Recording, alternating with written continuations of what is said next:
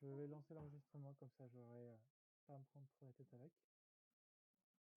Bonjour dame, Dominique. Salut. Bon, Salut. l'événement commence tranquillement. Il va falloir que j'attends 21h pour le lancer officiellement. Et ça va être bien, c'est chouette. Je suis content de t'avoir parmi nous. Je te remercie d'avoir accepté. Merci pour l'invite. Bon, en termes de population, je m'attends à une dizaine, voire une quinzaine de personnes. Ce sera déjà pas mal. J'aimerais surtout que Isa... Est-ce que tu connais Isabelle, Hugo? De XR1. Je pense pas. Après, j'ai une mémoire des noms alors, qui est catastrophique. Donc, elle s'occupe de Gatherverse et il me semble qu'elle doit être proche de CNXR aussi. Bon, c'est pas grave si elle est pas là. Je pense qu'elle, vu comme elle charrette avec avec le Gatherverse qu'elle est en train d'organiser, ça va être pas mal. Ça va être pas mal pour elle. Au programme, il y aura 3 présentations. Il y a Shaima qui est juste derrière toi qui est aussi présentée. Et, du coup, tu vas passer en premier, comme ça tu pourras être tranquille. super, merci beaucoup. J'ai juste lancé l'enregistrement, comme ça je pourrais cutter au montage le temps que tout le monde arrive. Et, ça sera pas mal. Les gens vont venir petit à petit. J'espère qu'on sera nombreux, ça sera bien. Et donc tu travailles au W3C, c'est ça? Ouais, ça fait un bout de temps. J'ai vu le CV sur LinkedIn, hein. Pas mal, pas mal. En plus, tu as travaillé du coup sur la première version de WebXR qui était WebVR, si j'ai bien compris. Absolument, ouais, j'ai été impliqué. Oh merde. Oh merde. Ah, ça c'est un avatar Ready Player Mi complet, ça. Bonjour, vas-y. Bonjour. Vas-y aussi présente, va aussi présenter quelque chose. Ah, et tout le monde arrive gentiment. Oui. Ah, c'est super, tout le monde arrive.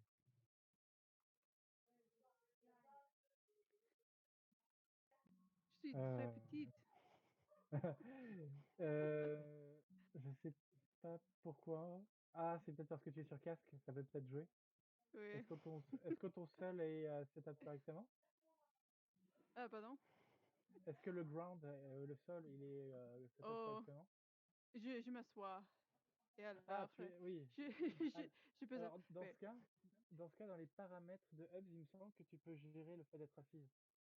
Il me semble que tu as une option, donc c'est à vérifier. Ok. Surtout sur Quest, normalement, il doit le gérer. Hello. Ouais, tous les speakers sont là, on attend Salut. juste que les gens arrivent pour des suivants. Je suis super content de vous savoir tous là. On se dirige gentiment vers l'estrade. Oui. Suivez le guide. Ok.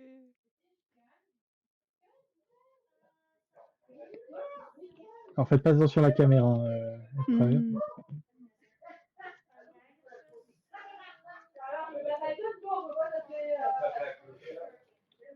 Est-ce que vous entendez du bruit de mon côté? Des bruits? Non. Oui. Oui. Ouais. Si un peu, ouais. Si un peu peut-être.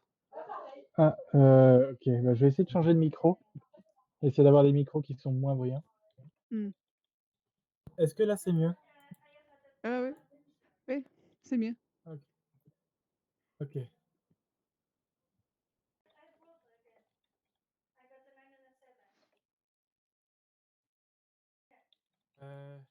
Salut encore. Alors il y a du bruit, c'est plus du côté de Pierre Henry. Rebonjour. Ah. Bah, attends. Je vais Rebonjour. diminuer le. Venez vers la scène. Venez tous vers la scène.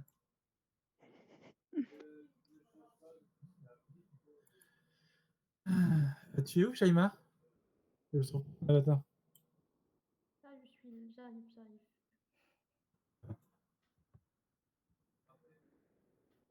Ah, quand je parlais des Ready Player Me, tu peux aussi choisir sur des. Ah, visiblement le support des Ready Player Me Full Body Tracking, c'est pas encore ça. Il me semble que tu as aussi des options pour des avatars où il y a juste une partie du corps. Je crois qu'il y a un souci avec ton avatar, malheureusement. Avec mon avatar? Ouais, Euh, regarde. Hop. Attends. Tu vois, il est, il est quasiment anti-pose. Ah, ok. Donc, je change d'avatar, je pense. Ouais. Attends. Essaye les avatars qui sont où il y a juste le haut de la tête. Ok. C'est amplement suffisant. Je sais pas si tu peux retrouver ça facilement.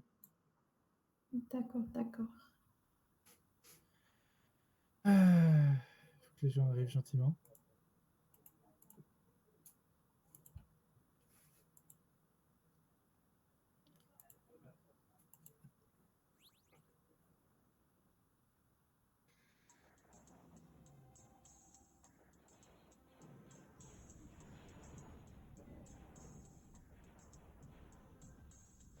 C'est qui a ce beat sympathique.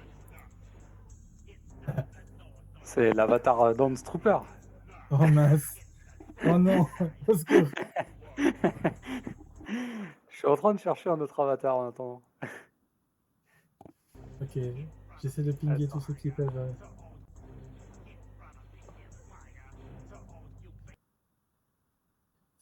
Ah voilà. Celui-là il est classe. Il est, il est un Je suis très peu petite écrasé. C'est parfait. Oh, et je suis super. robot. Robot, oui. Je suis robot. Oui, un petit.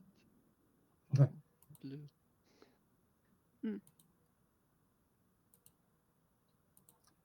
Ça marche. Et Arthur, faut que tu mettes le miroir. Il y a une nouvelle Le feature miroir. dans Hubs. Ah, où ça? Montre.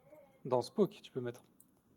Ah, mais attends, je vais peut-être la voir si je fais placer. Modèle Ouais. 3D, scène, GIF, caméra. Bon, il y a toujours la caméra. Non, j'ai pas édité la scène. Je pourrais peut-être éditer la scène dans Spoke, ouais, pour avec les miroirs, ce serait pas mal. Ouais, ils ont mis Pour un voir miroir, c'est cool. Tu peux voir ton avatar et tout. C'est sympa. C'est trop mignon. On attend encore un peu pour qu'il y ait plus de monde. Je pense qu'on pourra lancer l'événement après. Je pense de mon avatar. Le donut de l'infini. Bonsoir. Bonsoir tout le monde. Ça, Bonsoir.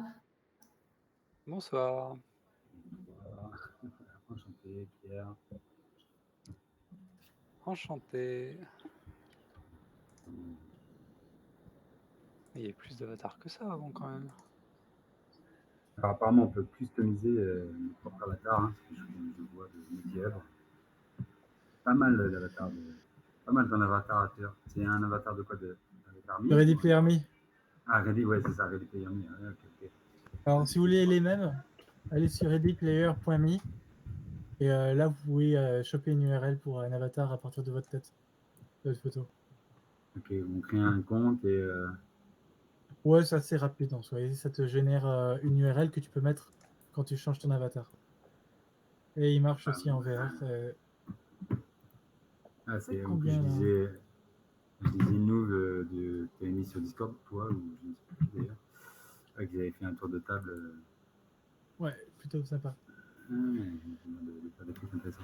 Bon, j'ai pas eu le temps, enfin, je me suis inscrit aujourd'hui. Bon, merci hein, Arthur pour ton initiative. J'avais pas répondu à un de tes messages que tu m'avais envoyé un jour. Je m'excuse pour ça. Bon, je suis pas très réseaux sociaux, mais écoute, ça me fait plaisir d'être là, en tout cas ce soir, de te rencontrer en live. Avec plaisir. Là, tu sais quoi? S'il reste un peu de temps pour ce soir, si tu veux, tu pourras présenter ton truc. Ou sinon, on se fait pour la séance d'après, pour le mois prochain. Ouais, non, mais je cherche pas à présenter. Hein. C'était vraiment pas du tout l'objectif. L'objectif, c'est vraiment de faire connaissance. Il y a certaines personnes qui ne doivent pas forcément connaître. C'est pour ça que je dis que tu peux présenter. Ouais, bon, j'ai mis, je l'ai mis dans la présentation, mais mon idée, c'était vraiment pas de la promotion ou quoi. C'était aussi s'intéresser des gens. Voilà. C'est vrai qu'on n'a pas forcément mis les jours là, récemment. Mais on est pas mal pris sur d'autres projets, mais c'est vraiment voilà, pour participer, parce que ma femme, j'ai envie de dire, on est vraiment assez fan de la VR, de l'XR en général. On a envie d'aller vers ça, et c'est vrai qu'il y a beaucoup, hein, il y a beaucoup de choses à voir. Donc, c'est une superbe, en tout cas, initiative de créer une communauté française. Je pense pas qu'il y en ait beaucoup en vrai. Ah, t'inquiète. Bravo, en tout cas, merci pour ça, Arthur. C'est top. Bah, avec plaisir, content de voir que ça aide, que ça fait, ça fait se rejoindre les gens qui ont des intérêts en commun et des passions Ouais, je communes. vais regarder aussi ce qu'il y a sur le Discord. Bah, c'est surtout cet événement qui est la partie la plus active et je vais essayer d'améliorer. D'ailleurs, on en discutera peut-être, voir comment améliorer le serveur Discord pour que ce soit plus intéressant pour tout le monde.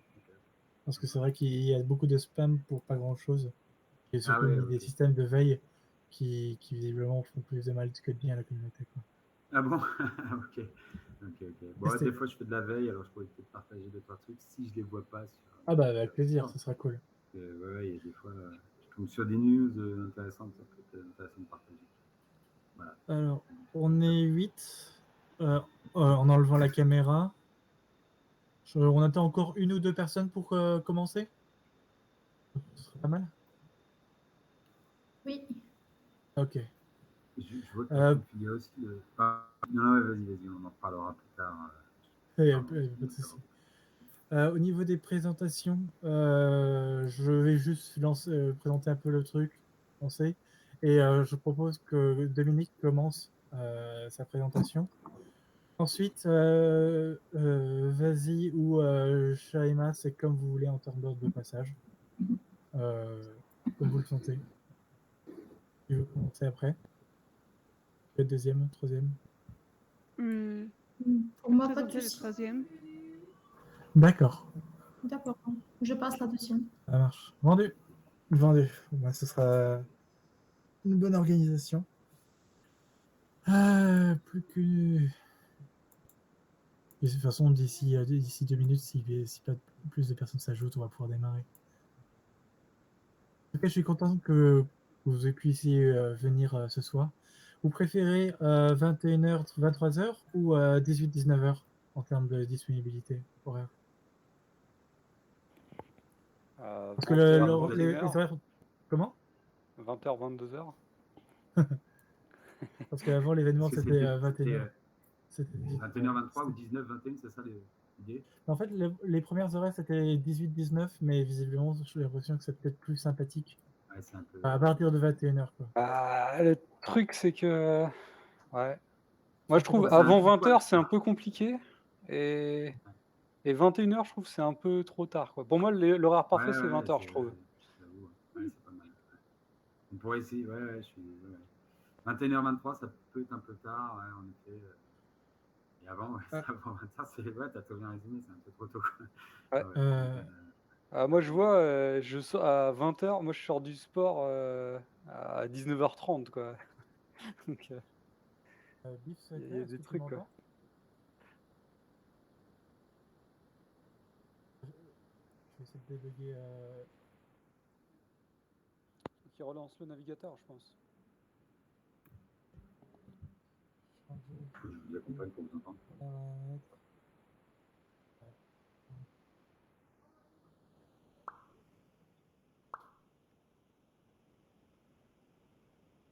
Ok. Alors, au cas où, il y a aussi un recording avec la petite avatar caméra qui est pointée sur la scène. J'ai pas encore publié celui du mois dernier, mais je promis que je vais le faire. Et je publierai aussi celui-là sur la chaîne YouTube associée au WebXR Meetup francophone.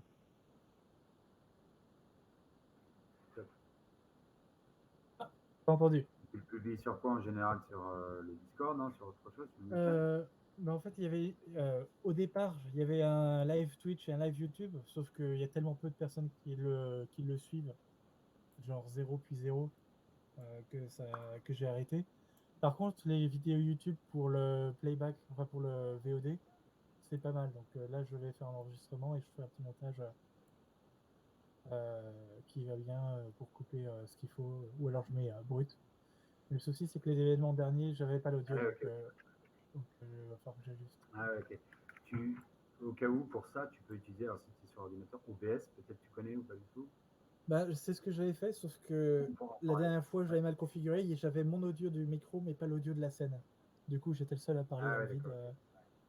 Mais là, c'est bon, j'ai trouvé une autre solution. Bon, c'est encore plus complexe parce que du coup, je fais tourner un Shadow PC qui a juste OBS qui récupère tout pour la caméra, mais bon, on fait comme on peut. C'est débile, mais c'est pas grave. Donc ça Ouais, marche. je vois le principe. Bon, ben, on va peut-être pouvoir y aller. C'est bon pour vous? C'est bon pour tout le monde? Oui. Allez, rendez-vous. Est-ce que j'ai quoi Est-ce que j'ai. Non, j'ai pas d'image sympathique à présenter. Ah, si, j'ai peut-être une image. Je vais mettre en fond. Document. Juste une belle image. Ok. Tu as l'option mégaphone ou pas sur Mozilla? Mégaphone? Non. Par contre, si vous survolez mon avatar en appuyant sur espace, vous allez voir que vous pouvez contrôler le volume de mon personnage. Donc si vous ne m'entendez pas assez bien, vous pouvez survoler mon avatar et appuyer sur le volume plus. Faudra que tu regardes dans Spoke pour la prochaine fois, Arthur, mais tu peux définir des zones où, en fait, quand tu es sur la scène, je crois que tu entends plus. Ah, c'est peut-être ça, et peut-être qu'il faut que je mette à jour la scène. Oui, Ok. oui, je pense que tu peux customiser ta scène un peu plus, hein, il y a des options que tu n'utilises pas. Ouais, c'est vrai que c'est la scène par défaut, donc j'y ai pas retouché, peut-être qu'il y a des mises à jour qui ont été faites. C'est possible. Ah, mais il y a Pour des ceux qui features, veulent- après, il faut juste faire la scène toi-même, quoi. Rajouter les features à la main. Ok, on va tester. Alors Oui. pour ceux qui ne connaissent pas la plateforme sur laquelle on est, c'est Mozilla Hub. Et il y a un éditeur de scène qui est associé qui s'appelle Spoke. Donc c'est mozillahub.mozilla.com/spoke et vous pouvez customiser les environnements comme vous le voulez. Par exemple, non, une image qui se met pas comme il faut. Voilà. Comme par exemple les panneaux avec Question, les bannières à côté. Oui. On peut modifier à plusieurs? Pas que je sache. Mais je pense que ça devrait être une feature qui pourrait être ajoutée. Il me semblait qu'ils avaient fait la communication marketing à un moment sur la possibilité de l'éditer à plusieurs, mais j'ai pas vu ça mis en pratique. De quoi, Spoke? Faut quand même multijoueur, multi-utilisateur. Non, ça marche pas. Non, ok, la modification, ouais. Comme dans Engage ou. Ouais, c'est juste la partie qui est un peu dommage, mais franchement, c'est pas si mal. Ils ont un système de fichiers que tu peux enregistrer et partager avec d'autres personnes. C'est good enough, on va dire. Oui, après, tu as l'édition dans la salle, hein, avec les pins, sinon. Et c'est vrai. Ah ouais, non, puis c'est top. Tu as l'édition dans la salle, c'est ça, Pierre? Oui, en fait, tu peux rajouter des images ou des vidéos directement dans la salle. Là, par exemple, si je veux rajouter un élément de décor. Ouais. Enfin, là, Arthur, il a mis les droits à tout le monde. Là, il a mis les droits à tout le monde, donc en fait, tout le monde peut mettre. On peut modifier la scène, c'est pas mal. On va y arriver. Alors, c'est Semitop. Eh ben, je tiens à vous remercier tous d'être venus. Ça va se remplir petit à petit avec les heures avec lesquelles les personnes se libèrent. Et en tout cas, c'est super bien que vous ayez pu tous vous libérer pour ça. Ce meetup, ça va être la énième édition. Je perds le compte. Et j'espère que ça va continuer à avancer au fur et à mesure. Si vous voulez revenir, ce sera avec plaisir pour présenter tous vos avancements, tous vos projets. En général, j'annonce les personnes qui veulent participer ou les personnes qui ont été invitées à participer sur les réseaux sociaux, mais vous pouvez aussi venir et présenter des choses en fonction du temps que l'on a pour tous discuter. Et je pense qu'on peut lancer l'émission tout de suite avec notre premier speaker, Dominique. Comment est-ce que je peux te présenter? Il est membre du W3C et représente aussi le W3C au Metaverse Standard Forum. Et je vais te laisser la parole. Merci à toi d'être venu. Encore une fois, merci pour l'invitation. Vous m'entendez bien? Oui, très bien. Parfait. Je vais essayer de partager mon écran. Hop.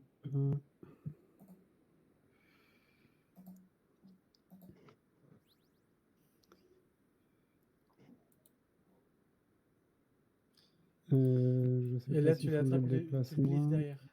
Tu le glisses contre le mur. Hop. Vas-y, si tu... Ah, voilà, parfait. Ah, c'est bon là? Oui, ben, donc Arthur m'a invité pour vous parler un peu de ce que je fais au W3C, en particulier certains des développements récents autour du Metaverse Standards Forum. Donc je vais essayer de vous présenter un peu tout ça. D'abord, sur moi, donc je travaille pour le W3C. Je vais vous dire un peu plus précisément ce qu'est le W3C pour ceux d'entre vous qui ne connaîtraient pas. Je travaille depuis Toulon. En particulier, j'étais impliqué dans les tout débuts des travaux de standardisation de Web VR et WebXR il y a maintenant déjà 6-7 ans. Plus récemment, comme Arthur l'a évoqué, je suis celui qui représente le W3C au sein du Metaverse Standards Forum, dont je vais vous parler aussi en plus de détails. Et au sein du W3C, je suis impliqué dans pas mal d'autres développements techniques, donc WebRTC, la technologie qu'on utilise aussi en ce moment pour tout ce qui est communication audio, c'est une technologie sur laquelle je bosse depuis un certain nombre d'années. Machine learning aussi, on est en train de lancer des travaux pour accélérer l'utilisation des algorithmes de machine learning depuis le navigateur. Je suis aussi en charge de nos efforts de communication à destination des développeurs. Enfin, bref, pas mal de chapeaux W3C. Vous pouvez me retrouver sur Twitter et sur GitHub comme Don't Call Me Dom. Théoriquement sur Discord aussi, bien que ça soit pas quelque chose que je suive de manière de très près, je dois reconnaître. Pour rentrer donc un peu plus dans les détails sur ce qu'est le W3C, donc W3C c'est un acronyme qui signifie World Wide Web Consortium. On est un organisme international à but non lucratif et notre rôle, notre mission, c'est de standardiser les technologies pour le web, donc celle à laquelle j'assume que vous êtes tous déjà très familiers vu votre présence, c'est WebXR, mais c'est une des très nombreuses technologies qui sont en cours de standardisation ou qui ont été standardisées au W3C. Le W3C a été fondé par Tim Berners-Lee, donc l'inventeur du web au milieu des années 90. Et donc, on va bientôt fêter nos 30 ans de standardisation assez active. Et donc, notre mot d'ordre numéro 1, c'est de s'assurer que tout ce qui est mis à disposition sur le web puisse marcher de manière aussi interopérable, de manière aussi transparente sur quelconque navigateur. On ne fait pas des travaux que pour les navigateurs. Enfin, les travaux sur les navigateurs sont quand même ceux qui sont les plus visibles et les plus populaires. Et au-delà de cette valeur clé de l'interopérabilité, on essaye aussi de défendre un certain nombre de valeurs que j'appelle l'universalité. S'assurer que le web est une plateforme qui fournit des technologies qui sont utilisables par le plus de gens possible. Donc c'est en particulier tous nos travaux autour de l'accessibilité, s'assurer que les personnes en situation de handicap puissent utiliser le web de manière aussi transparente, aussi facile que possible. Autour de l'internalisation, que le web ne soit pas une plateforme pour une seule langue ou une seule culture, mais que le web puisse représenter les besoins de la communauté mondiale.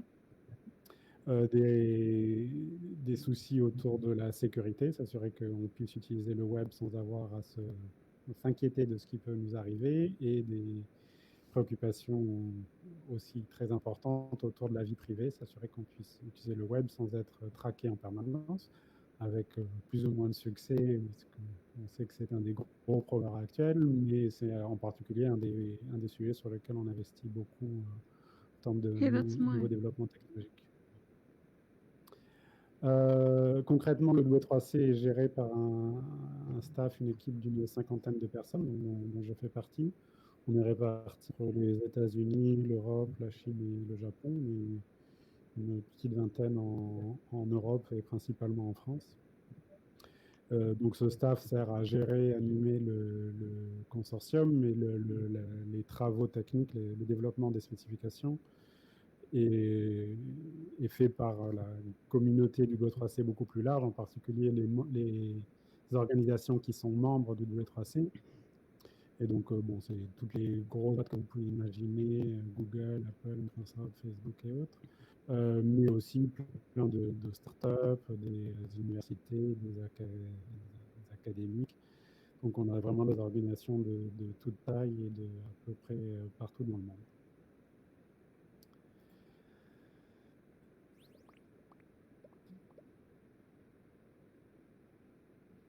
monde. Donc, je voulais aussi vous parler un peu, donc, pas des détails de WebXR, parce que, encore une fois, je dis que vous êtes au moins aussi familier, sinon même plus que moi, avec les détails. Je vais peut-être essayer de l'insérer un peu dans la vision qu'on essaye de bâtir autour de cette technologie au sein du W3C. Comme je disais, le W3C, on a un agenda technique, mais pas seulement. On est aussi là pour essayer de faire avancer le web comme plateforme. Et donc la vision un peu générale autour de WebXR qu'on appelle le web immersif, c'est de faire en sorte que le web, en particulier les navigateurs web, soit une plateforme de diffusion intéressante pour toutes les expériences de réalité étendue, XR, avec dans l'idée de combiner à la fois les avantages que le web peut amener en matière de portée et de portabilité. Le web est disponible sur à peu près tous les appareils connectés qu'on puisse imaginer. Il est disponible à travers le monde. Il y a plus de 4 milliards d'utilisateurs. Comme je disais, on a tous ces efforts autour de l'accessibilité à l'intermédiation qui font que c'est une très très grande partie de la population qui en pratique peut d'ores et déjà faire usage des technologies web. Combiner donc cette portée avec tout ce que amènent les technologies XR en matière d'immersivité, donc cette notion qu'on soit beaucoup plus impliqué, engagé dans la technologie grâce aux technologies d'XR. Et d'un point de vue peut-être plus XR, c'est aussi faire en sorte que ces technologies, dont je pense que nous sommes tous convaincus qu'elles ont un avenir important, un rôle important à jouer dans l'avenir de tout ce qui est monde numérique, de faire en sorte qu'elles deviennent accessibles au plus grand nombre, qu'on lève certaines des barrières d'accès, par exemple, avoir forcément un casque de réalité virtuelle ou avoir un téléphone mobile de dernière génération pour avoir les effets de réalité augmentée qui vont bien, voire des lunettes de réalité augmentée. Une des visions du web et que Mozilla Hub, qu'on utilise ce soir, illustre bien, c'est cette possibilité de pouvoir accéder à ces univers-là sans forcément être en réalité virtuelle. Par exemple, là ce soir, moi je suis en mode 2D pour l'accès à Mozilla Hub, ce qui rend peut-être mon avatar un peu moins vivant que certains autres, mais qui, à contrario, me permet, par exemple, plus facilement d'interagir avec les autres applications sur l'ordinateur. Donc voilà un peu la vision dans laquelle s'insère WebXR, au-delà de la technologie, des détails de la technologie elle-même. C'est vraiment cette idée de combiner les avantages et les forces du monde web avec le monde XR pour essayer d'obtenir le meilleur des deux.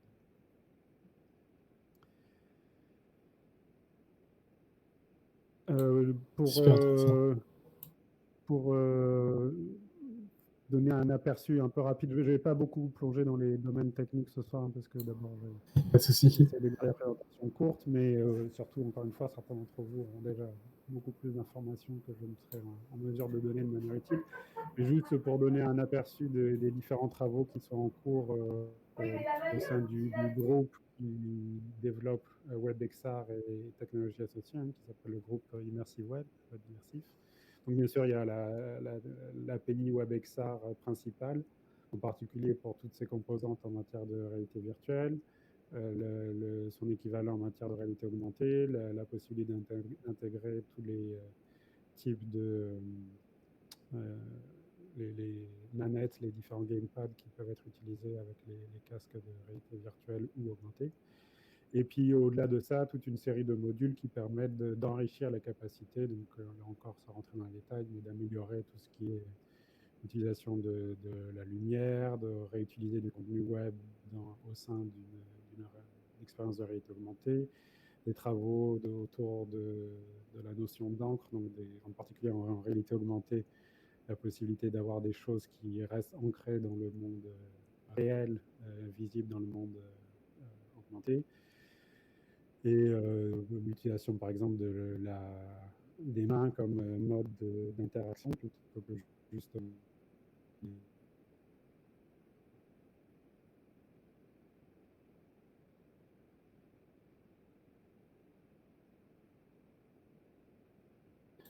Oups, c'est technique. Je vais nous excuser. Ouais. Il revient assez vite. Petite coupure qui arrive comme ça. En tout cas, je trouve déjà super intéressant ce que fait le W3C. Je ne sais pas ce que vous en pensez sur le secteur. Bah, personnellement, bon, le W3C, hein, c'est une entité quand même sacrément connue dans le monde du web, du développement, hein, de toute façon, mais c'est superbe en effet qu'ils essayent de rendre voilà, accessible une technologie de XR. J'ai pas eu l'occasion encore de. J'ai meublé le temps que tu arrives. Ah, je ne t'entends pas par contre. Ah. Est-ce que vous l'entendez? Moi, c'est bon, vous m'entendez ou pas? Oui, on l'entend. Ok. Oui. Oui, du coup, j'ai craché. Je vais essayer de relancer mon partage d'écran. C'est les joies du direct. Hop.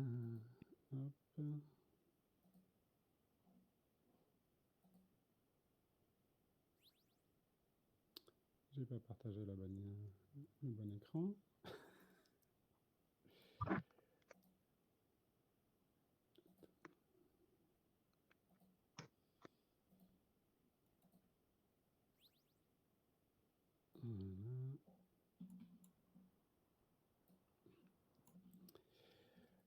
Oui, donc je disais, il y a pas mal de travaux en cours dans ce groupe qui essayent de suivre en gros toutes les nouveautés qui arrivent dans le domaine XR pour s'assurer que le web reste, on va dire, à la pointe de ce qui est possible, en prenant en compte bien sûr les limitations du web. Hein. Le web n'a pas forcément vocation à développer des expériences qui demandent plusieurs gigas à télécharger avant de commencer. Hein. Il y a une notion d'accès direct, d'accès just in time, comme j'aime à le dire en anglais, aux expériences XR sur lesquelles le web a un rôle, à mon avis, spécial à jouer.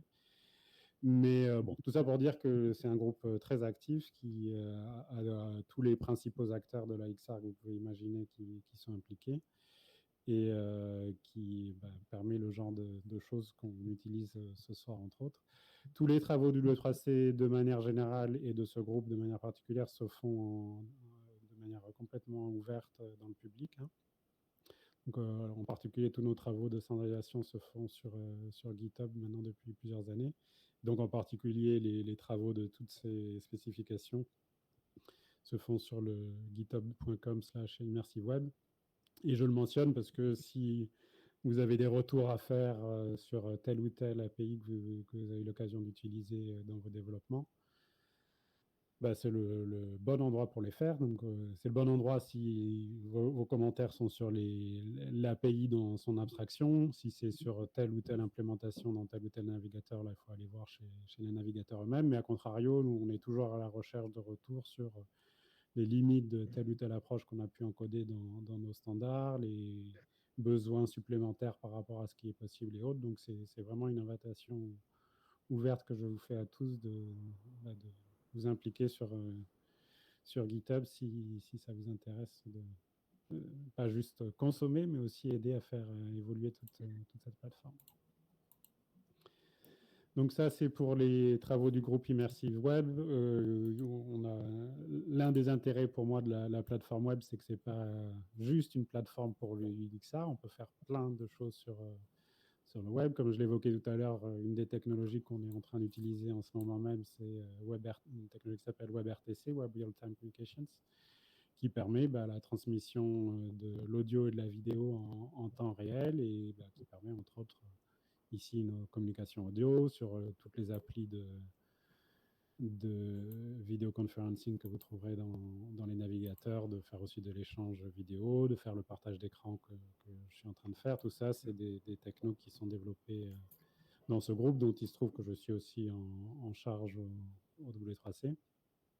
Un autre groupe que j'ai lancé il y a maintenant 1 ou 2 ans, c'est sur l'accélération matérielle des algorithmes de machine learning qui, à mon sens, vont avoir un rôle de plus en plus important à jouer dans tout le monde de la XR, en particulier dans le monde de la réalité augmentée la possibilité d'utiliser ces algorithmes de manière aussi performante que possible peut jouer un rôle essentiel pour créer des expériences vraiment intéressantes. J'ai évoqué le focus du W3C sur tout ce qui est accessibilité. On a aussi des travaux sur le sujet de savoir comment rendre ces expériences qui sont immersives, très riches, et en général, en particulier très riches d'un point de vue visuel, accessibles aux personnes en situation de handicap, y compris aux personnes aveugles ou à vision basse. Et pour être tout à fait honnête, ce n'est pas des choses qu'on a résolues, mais c'est des choses sur lesquelles on a des travaux actifs, sur lesquels on amène aussi pas mal de travaux existants au W3C, dont on espère qu'on pourra faire bouger un peu les lignes existantes. Et on a aussi des travaux sur les paiements, l'authentification, en particulier avec les systèmes biométriques, les systèmes de paiement décentralisés et autres. Donc on a toute une panoplie de technologies en cours de développement qui permettent d'enrichir à terme, qui permettront d'enrichir à terme, dans certains cas déjà, ces expériences de réalité étendue dans les navigateurs.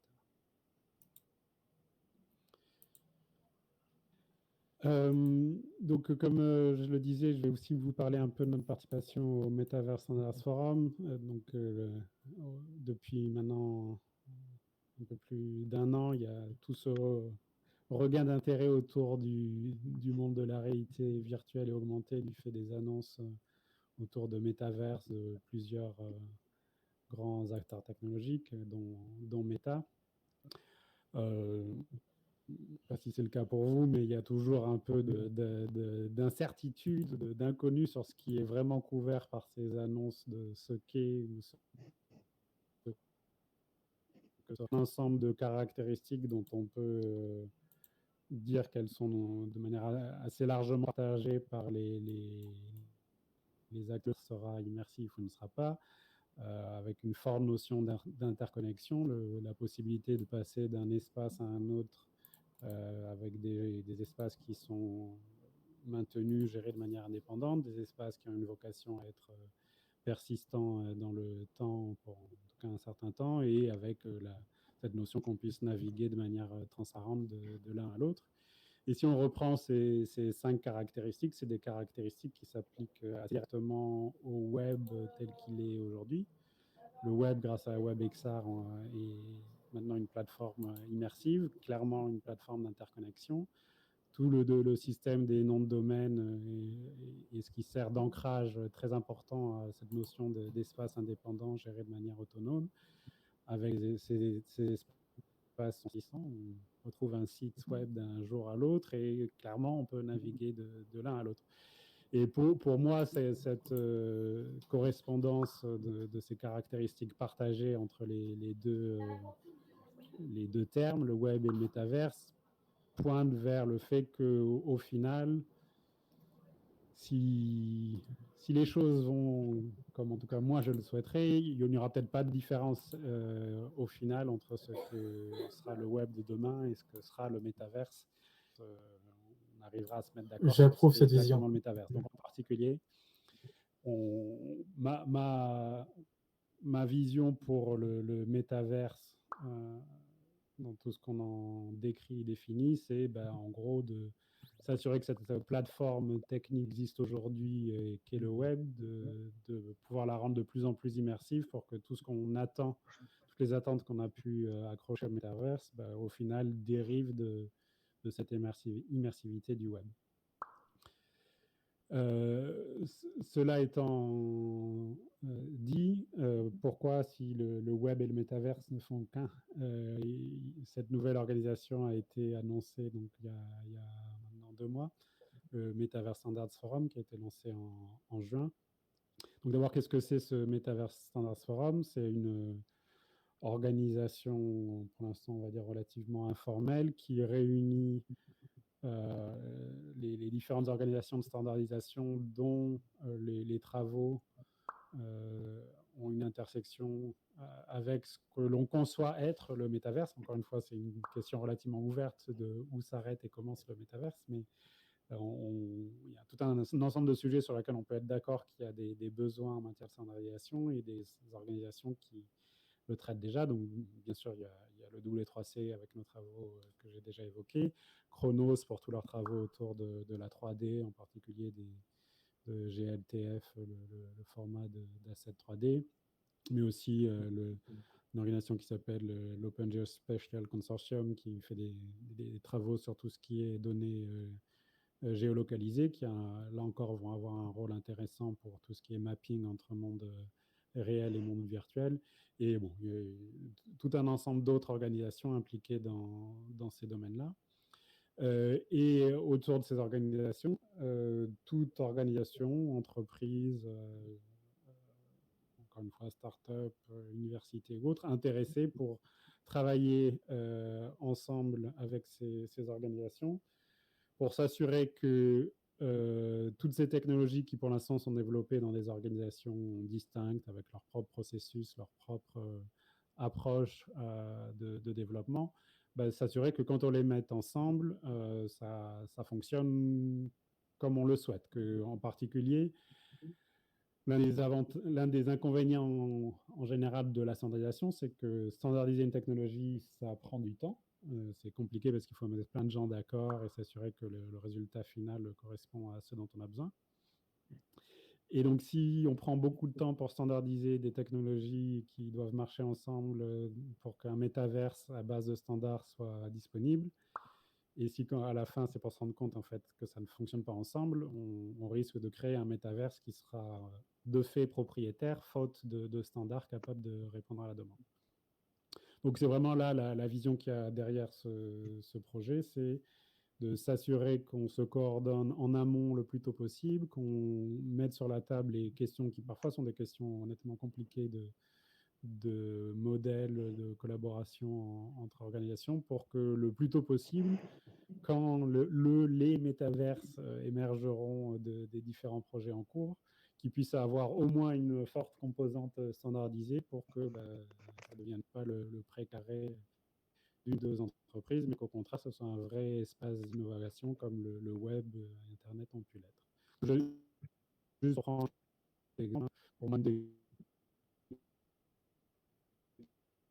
questions, c'est sur ces questions des formats 3D. Donc, je vais un exemple PSD en Internet. On va vouloir de plus au sein d'une plateforme web immersive, sachant par exemple un modèle 3D qui serait défini en GLTF, c'est une question de comment est-ce que ce principe d'union va se relier au système existant d'interaction qui peuvent être dans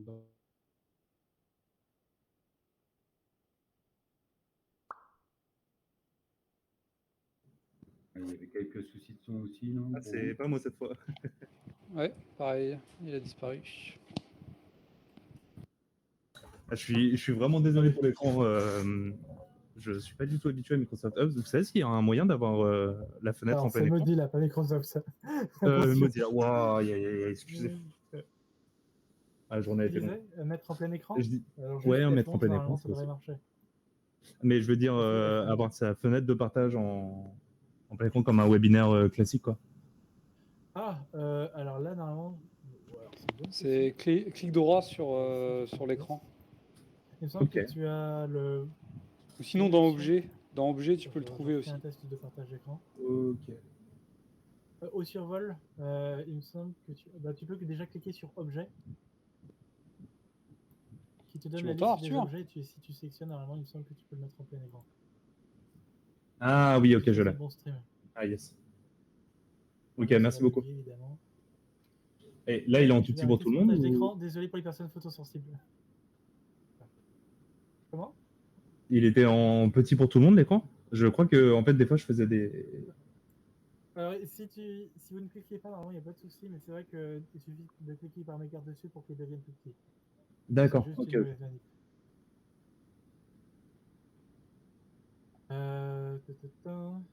Bon, on meuble tranquillement le temps que nos amis reviennent.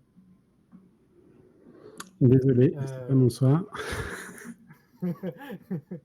C'est pas grave, c'est Internet. Bon, de toute façon, j'avais à peu près fini. Je je vais pas vous relancer mes Ah bah, slides, tu mais bon. conclus juste et ce sera parfait. Voilà, c'est ça. En plus, j'ai pris plus de temps que prévu. Y a pas de souci. Mais bon, donc tout ça pour dire que oui, le but de ce forum, ça va être d'essayer de se mettre d'accord en amont le plus tôt possible pour que quand les technologies arrivent dans ce domaine-là, on puisse les utiliser de manière standard plutôt que uniquement propriétaire. Voilà, désolé encore pour les petits dysfonctionnements techniques et la durée un peu plus longue que prévu. Il n'y a pas de souci.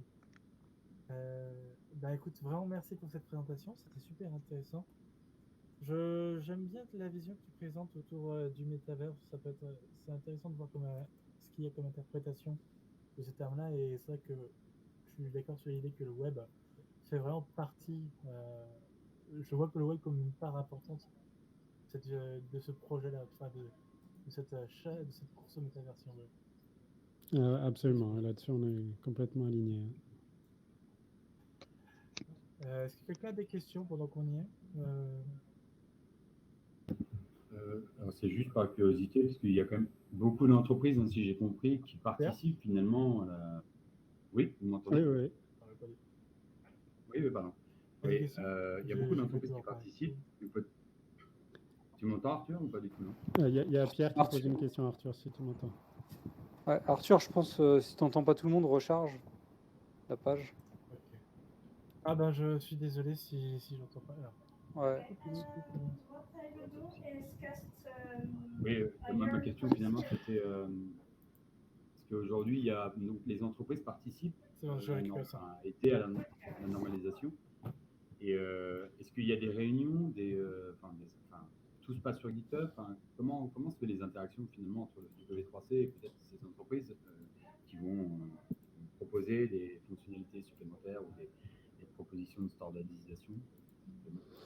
Oui, donc on a évidemment plein d'entreprises qui participent au W3C de manière générale, et en particulier dans le groupe XR, on a tous les grandes XR que vous pouvez imaginer. On a aussi des startups qui s'impliquent directement pour s'assurer que les produits qu'elles souhaitent mettre sur le marché puissent être déployés sur le web. Et alors très concrètement, comment ça se passe? En général, c'est beaucoup d'activités d'échange sur GitHub, effectivement, mais aussi assez régulièrement des réunions en visioconférence. On recommence tout doucettement à faire des meetings physiques, mais bon, avec encore les contraintes assez fortes qui existent pour tout ce qui est voyage à l'international. Je veux dire que mon premier voyage depuis 3 ans, ça a été justement à San Francisco en avril dernier pour une réunion de ce groupe Inertial Web. Ok, c'est super. Merci. En tout cas, remarque, mais c'est vrai que c'est superbe que l'on va vers une volonté d'ouvrir le XR notamment.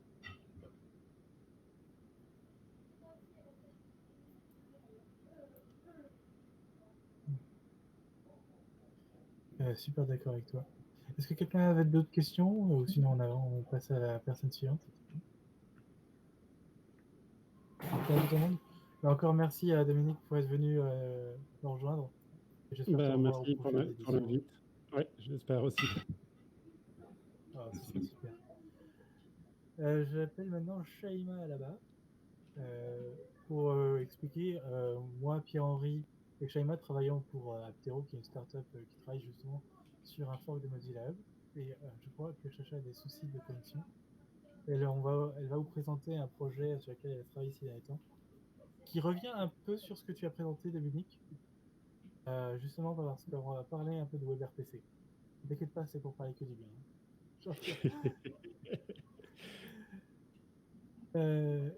Shaima, est-ce que tu peux... je crois qu'elle a des soucis de connexion.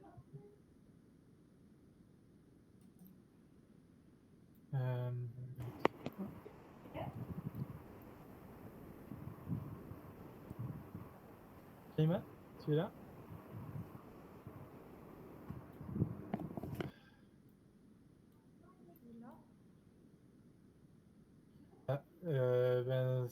Est-ce que tu peux présenter maintenant? Est-ce que ça va aller? Ah, super.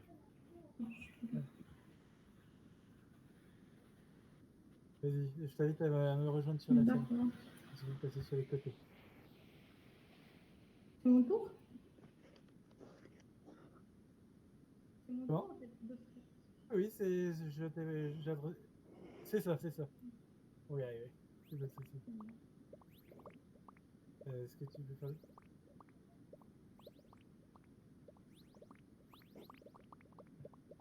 Tellement la c'est corporate, ne vous inquiétez pas, si vous avez aussi des présentations d'entreprise que vous voulez faire. C'est libre pour tout le monde. Bon. Est-ce que tu peux mettre le partage d'écran? Ok.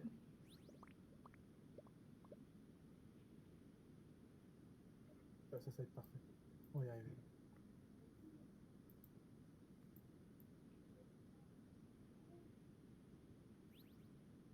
Je vais le mettre en place, t'inquiète pas. C'est bon? Ok, c'est bon pour moi. Vous allez voir. Vous m'entendez bien? Oui, Moi, c'est je bon. t'entends bien. Oui, c'est bon. Merci. D'accord. Oui, c'est bon. Donc, bonsoir. Avant de commencer, je veux remercier Arthur pour l'opportunité qu'il m'a donnée pour vous présenter le résultat de 6 mois d'études de R&D pour atteindre 10 000 utilisateurs en VR par salle sur le web.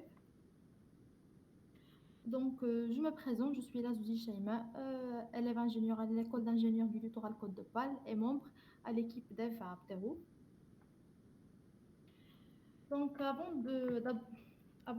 d'aborder le sujet, je vais vous présenter Aptero et notre produit Aptero Meet. Donc, Aptero propose de créer des salles immersives 3D adaptées aux demandes des clients et qui fonctionnent sur différentes plateformes via un navigateur et sans nécessité d'installation préalable. Le produit principal de l'entreprise est Aptero Meet, qui est basé sur Mozilla Hubs. Ce produit permet à l'entreprise de répondre à tous les besoins de ses clients, comme par exemple l'organisation des événements et les réunions 3D, la création des salles de classe virtuelles, et l'organisation des formations immersives, ainsi que les visites de lieux 360. Donc, après plusieurs tests, nous avons constaté que notre plateforme Apteromit n'est capable d'accueillir que 40 à 50 personnes dans de bonnes conditions. Au-delà de ce nombre d'utilisateurs connectés, les performances du système audio et vidéo sont notablement dégradées. Donc, pour comprendre cette problématique, nous avons effectué une étude sur le protocole de référence ainsi que sur l'architecture réseau utilisée. Donc, nous avons conclu finalement que la technologie WebRTC, qui est en fait le protocole de référence de notre plateforme, et qui répond mieux à nos besoins. On est capable d'accueillir que 40 à 50 personnes et que notre plateforme est basée sur l'architecture client-serveur qui est incapable de supporter des charges croissantes. Donc, nous avons divisé notre problème selon 3 axes. L'axe réseau, l'axe audio-vidéo et l'axe 3D. Moi, j'avais comme mission l'axe réseau. C'est pour ça que j'interviens aujourd'hui pour vous présenter le fruit de mes recherches. Donc, nous avons choisi une étude en 2 phases. La première phase, en fait, le but de cette phase était d'effectuer une étude de l'état de l'art sur tout ce qu'il existe, creuser les documentations des différentes architectures réseau des jeux multijoueurs, comme par exemple Minecraft et Online, afin de trouver ou bien de développer une architecture réseau qui sera prête à utiliser. La deuxième phase consiste à effectuer une étude comparative des différentes solutions techniques trouver et choisir les technologies qui répondent à notre besoin et à notre problématique. Donc, en fait, comme vous voyez dans la figure, donc, après une étude comparative entre les différentes architectures réseau, peer-to-peer, client-serveur, multi-serveur, et en fait l'architecture orientée service, aussi appelée SOA, et peer-to-peer hybride, nous avons conclu que les architectures peer-to-peer, client-serveur et SOA ne sont pas applicables ou utilisables dans notre cas. Finalement, le choix était entre l'architecture multi-serveur et peer-to-peer hybride. Donc, du coup, nous avons choisi finalement l'architecture peer-to-peer hybride, puisque cette dernière est plus flexible que le multi-serveur et permet aussi d'établir une communication entre les différents serveurs, ce qui permet de connecter les clients des différents serveurs entre eux.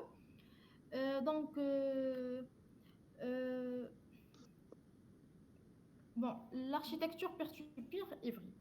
les réseaux peer-to-peer hybrides est un hybride entre les réseaux peer-to-peer structurés purs et en fait entre l'architecture client-serveur. Donc, comme le réseau client-serveur, chaque nœud joue le rôle du serveur pour un ensemble de clients et effectue des fonctions complexes, dont les fonctions complexes comme par exemple le traitement des requêtes, le contrôle d'accès, la gestion des métadonnées, etc. Et comme le réseau peer-to-peer, où tous les serveurs sont interconnectés entre eux. Donc, les serveurs, le serveur à la fois client et à la fois serveur pour les autres serveurs. Donc, pour mettre en place l'architecture que nous avons choisie, notre architecture peer-to-peer hybride, nous avons décidé de diviser la réalisation en deux phases. La première phase, qui est en fait présentée dans la première figure, il consiste à passer par un répartisseur de charge ou bien le load balancer qui assure une répartition de connexion client entre les différents serveurs dans le but de rendre le traitement global plus efficace et d'éviter en fait la surcharge des serveurs. La deuxième phase, le client est connecté, en fait comme vous pouvez voir dans la deuxième figure, le client est connecté en direct avec le serveur sélectionné dans la première phase.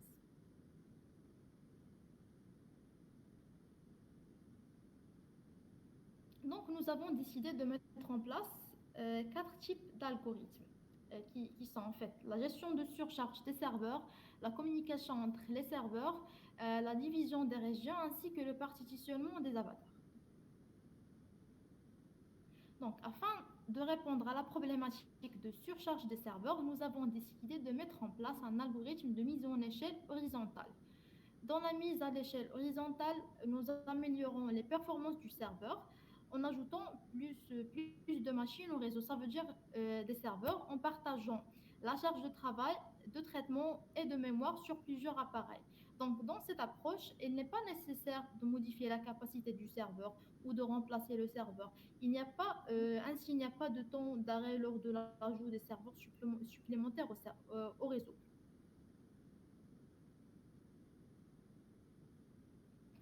Et en fait, dans le but de gérer la communication entre les différents serveurs dans notre architecture réseau peer-to-peer hybride, nous avons choisi comme solution l'algorithme Publisher-Subscriber, où les serveurs et les clients sont des publishers et des subscribers en même temps.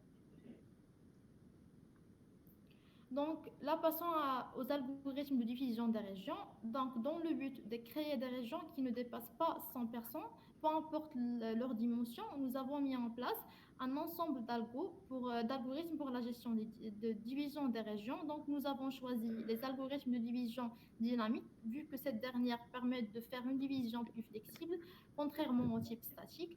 Donc, en fait, on a deux types d'algorithmes. Donc, le regroupement limité par taille. Et en fait, le regroupement limité, le regroupement limité par taille, l'algorithme Octree, et le regroupement limité par taille, le cas plus proche voisin.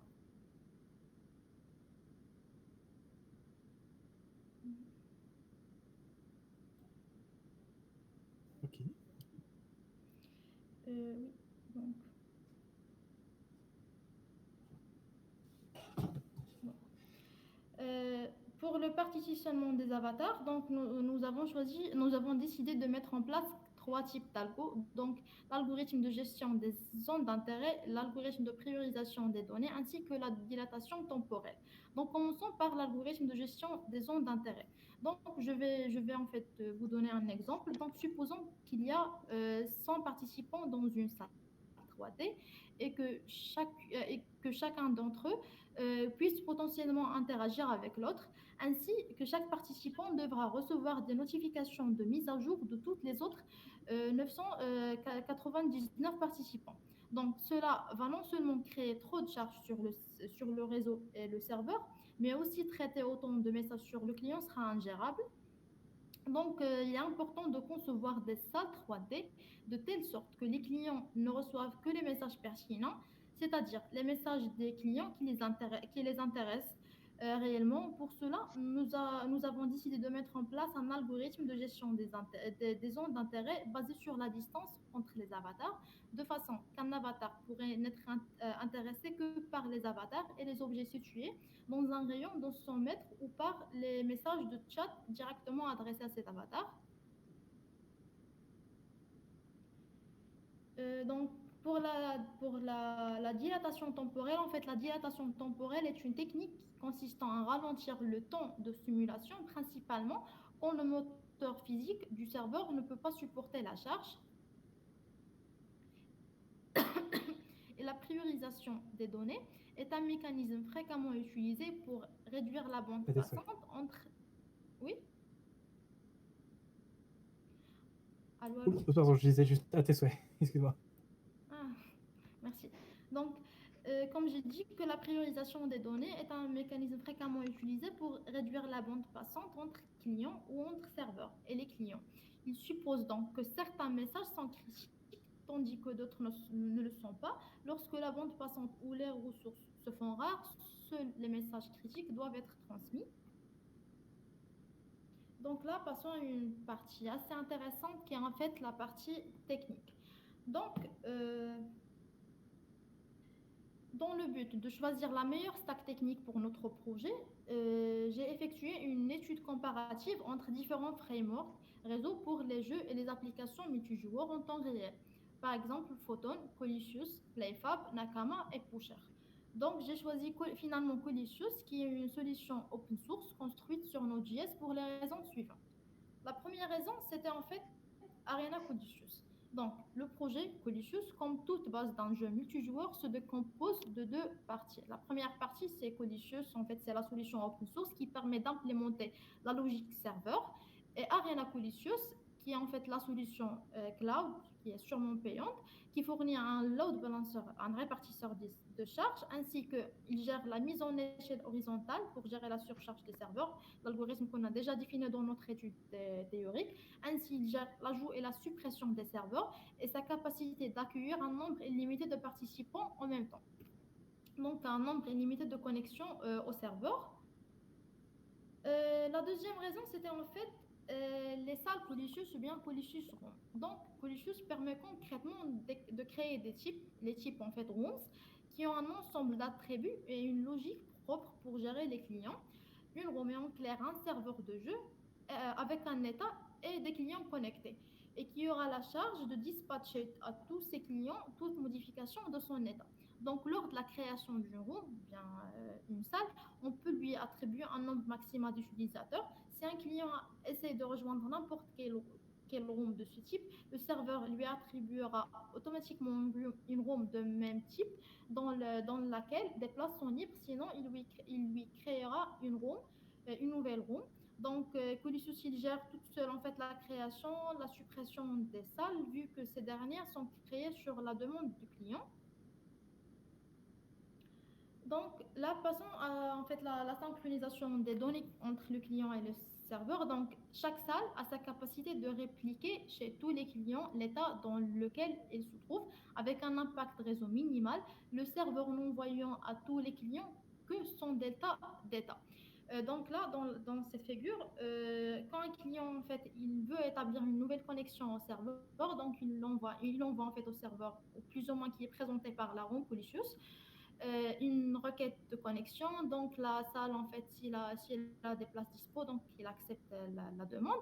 Et une fois en fait que le client il sera connecté, donc il aura à chaque changement d'état, il aura en fait un patch ou bien une diffusion de l'état de la salle. Donc Colicious, donc il gère ça déjà par défaut.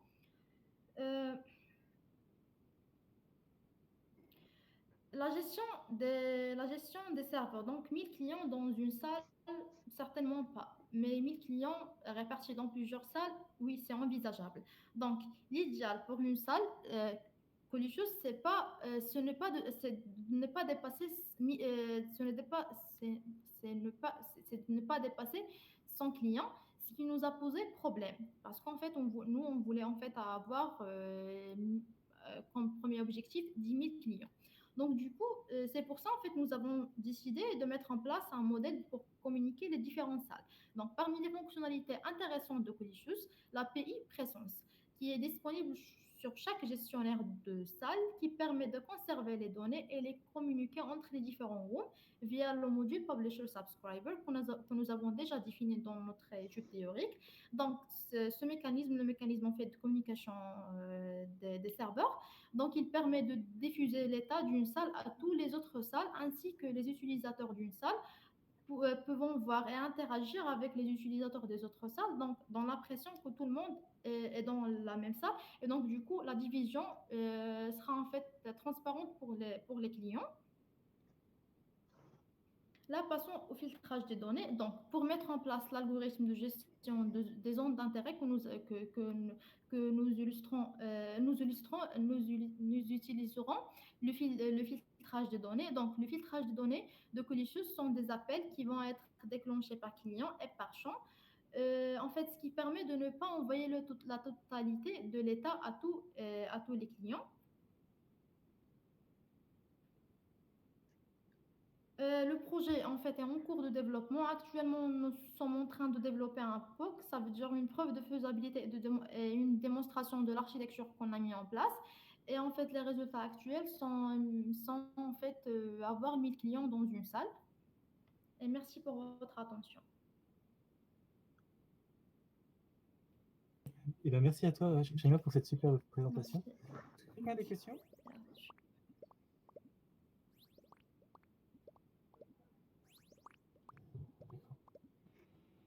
Bravo pour l'étude. Non, mais c'est... Ouais. Merci. J'ai regardé la solution Polyzeus, c'est vraiment très intéressant. Parce que c'est vrai que c'est un vrai problème de gestion, finalement, du nombre de personnes qu'on a événement. Je ne sais pas comment on me dit Hub gère ça. Oui, c'est limité à 45 personnes, finalement, c'est ça? On dit Hub. Oui, c'est ça. Oui, c'est ça. Ouais, parce que c'est quand même basé, la solution Polyzeus est basée aussi sur le protocole WebRTC pour le coup, ou d'autres protocoles de communication? Non, sur Colicius? Colicius, oui. Oh non, en fait, Colicius est basé sur du WebSocket, donc c'est pas du WebRTC. Coliseus aussi, Coliseus ne va pas s'occuper de la partie audio aussi. Coliseus va vraiment s'appliquer que sur la partie réseau. Connexion réseau et déplacement en réseau.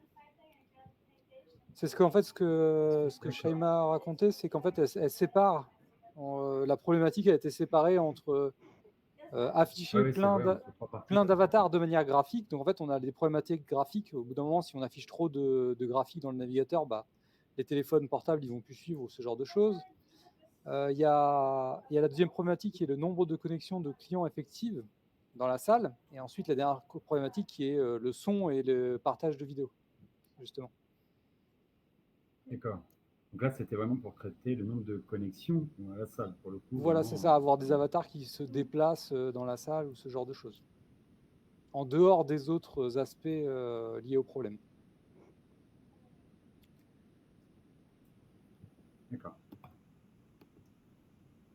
Ça donne envie de poser plein d'autres questions, mais bon, ça pourrait vas-y. Garder. Oui, vas-y. Je vais m'enseigner. Non, mais c'est hyper intéressant parce que bon, on voit vraiment qu'il y a des difficultés à réunir autant de monde via le web.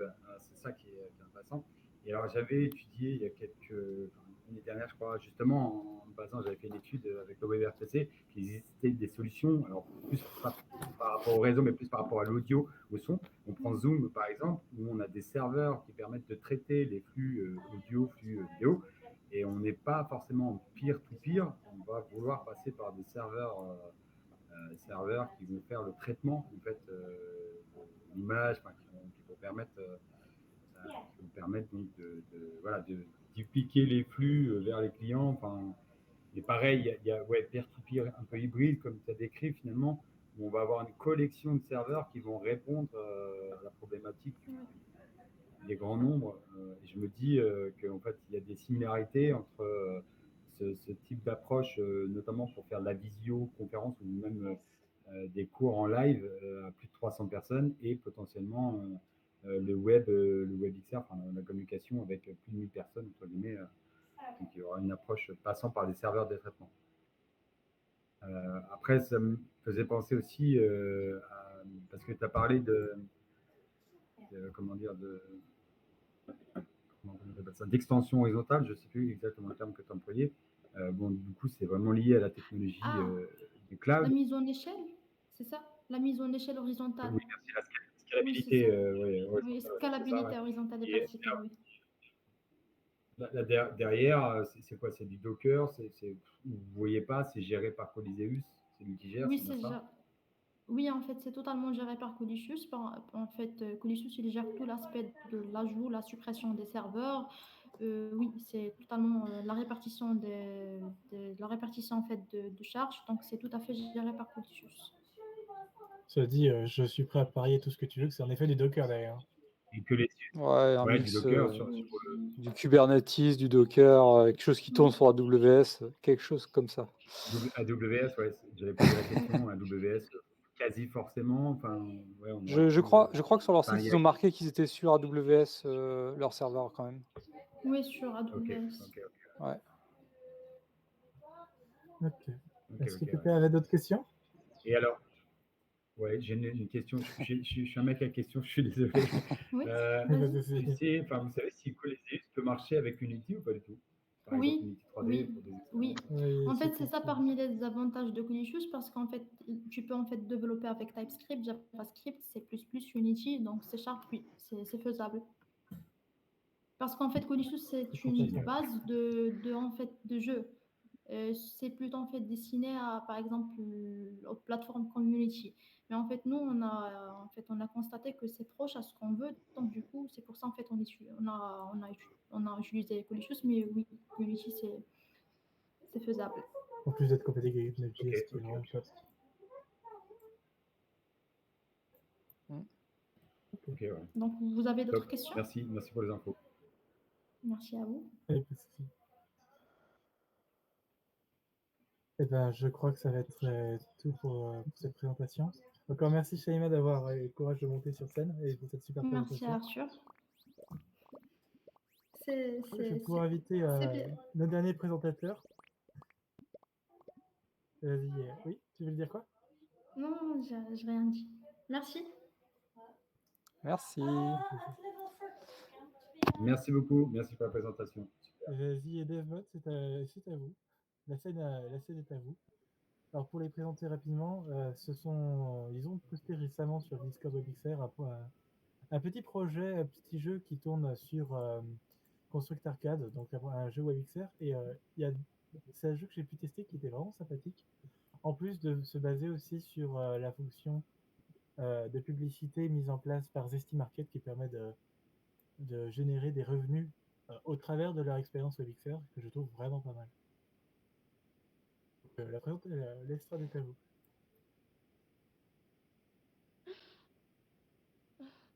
Ok. Alors, salut, je m'appelle Azie et mon copain DevMod. On a créé notre petit premier jeu qui s'appelle Getaway Car sur Construct Arcade.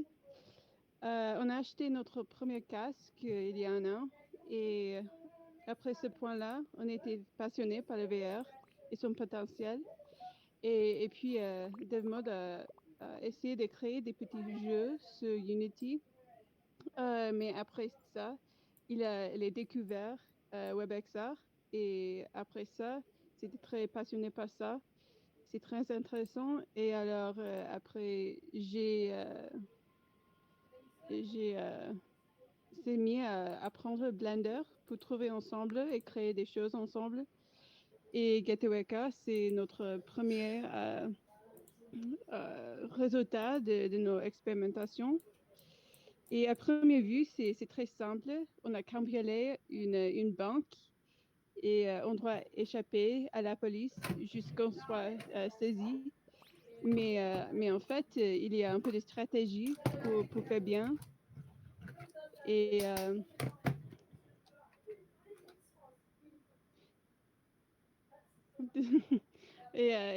fait, il y a un peu de légère dispute entre les personnes sur Discord de Construct Arcade et c'est très fun à voir. Et Et en plus, le jeu attire beaucoup d'attention. Et on a l'intégration des pubs avec les Zesty Markets. Et ça reçoit un tas de vues. Et maintenant, on peut trouver Getaway Car sur le Meta Browser Page, qui est très très cool. Et ben voilà, je présente un petit gameplay clip pour vous tous. Et je dois réduire le volume. Et ben voilà.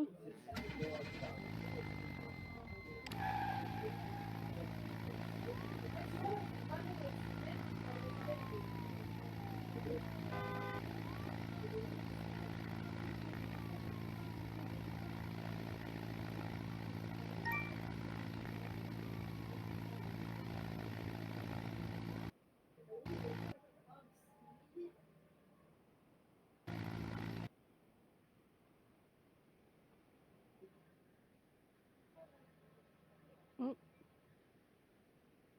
Qu'est-ce que c'est avec la vidéo? oh, il y a un petit... c'est un peu lente. Oh.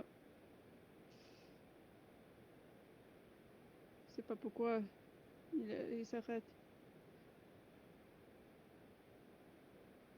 Ah, c'est un souci peut-être avec Modi là. Je suis désolé pour la vidéo.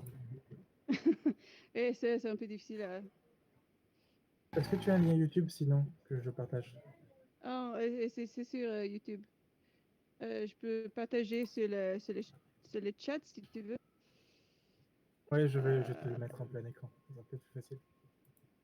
Hmm.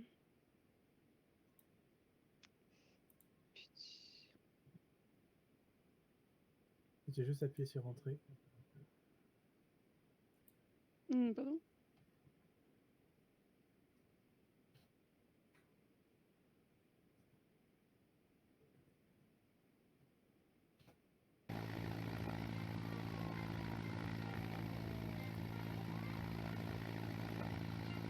Pixelpad, how to clear 13K on Getaway Car, c'est celle-là?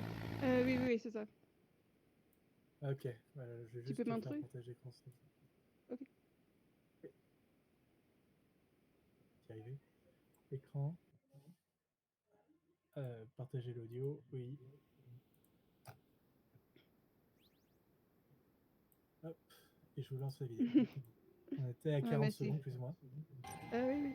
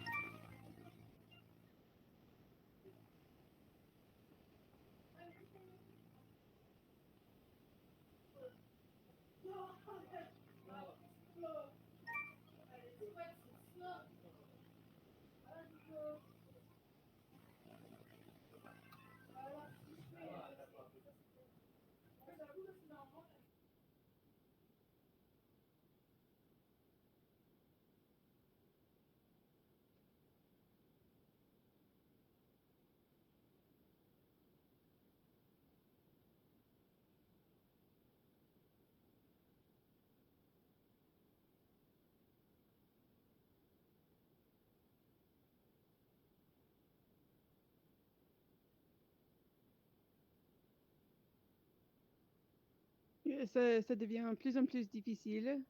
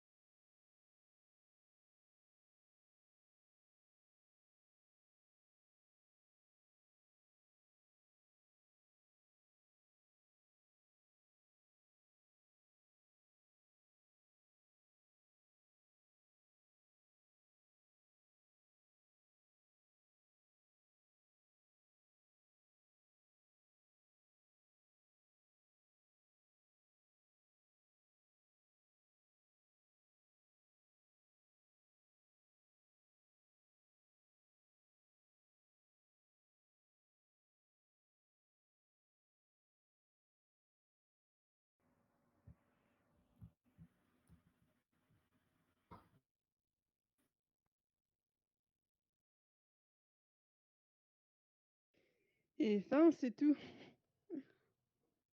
pour la vidéo.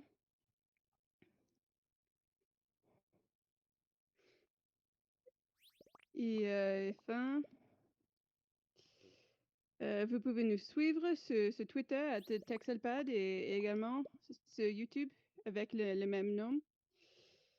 Et il y a pas trop de contenu à ce point-là parce que c'est très, très nouveau, mais on bosse dur pour sortir des autres jeux et expériences sur WebXR et peut-être en shooter ou en jeu de cuisine ou des choses comme ça.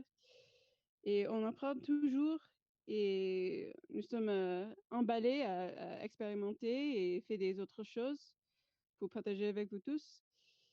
Et abonnez-vous si vous voulez des mises à jour. Et merci. C'est tout. C'est très petit. Vous avez des questions ou... Oui, j'aurais des questions, par exemple, par rapport à Zesty Market. Est-ce que tu peux nous en dire plus sur l'installation et ce que ça vous rapporte avec ce que vous avez actuellement? Comment utiliser le jeu? Comment installer? Et c'est vos questions? Non, sur le système publicitaire. C'est dommage qu'on le voit pas dans les vidéos, mais je trouve ça assez intéressant à présenter aussi. Présenter ce Zesty Market? Oui, est-ce que tu peux Pardon, nous faire une je petite comprends pas trop. présentation Oui, excuse-moi, c'est peut-être pas clair. J'aimerais en savoir un peu plus sur votre implémentation de la publicité sur votre jeu. Il y a une petite pub qui est dans la voiture et des personnes peuvent cliquer et puis des personnes aussi peuvent acheter des pubs dans la voiture et puis il y a un peu de monnaie. C'est un peu difficile à expliquer. Mais on peut voir Il n'y a pas de souci, merci.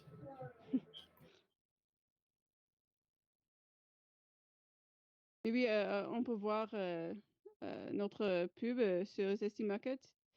On peut simplement trouver Getaway Car et on peut voir notre statistique analytique et des choses comme ça. Et on peut acheter l'espace pour un jour et fermer.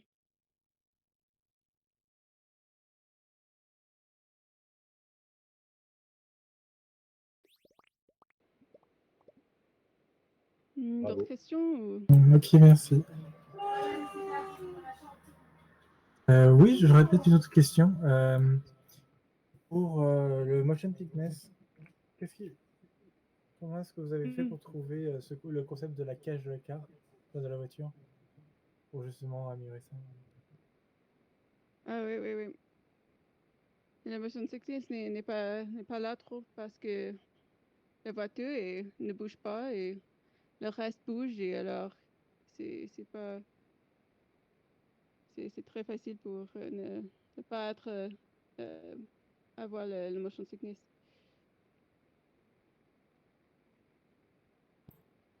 Merci pour vos réponses. Est-ce que quelqu'un a d'autres questions? Non, j'ai pas de questions. Merci. Ouais, merci. Merci à vous. Merci à vous pour cette participation, c'était super sympa et super intéressant. Bon, on arrive gentiment sur la fin des présentations qui ont été prévues. Est-ce que quelqu'un veut présenter quelque chose en plus? Quels sont vos projets sur lesquels vous travaillez actuellement? Des sujets qui vous semblent intéressants à discuter, à aborder?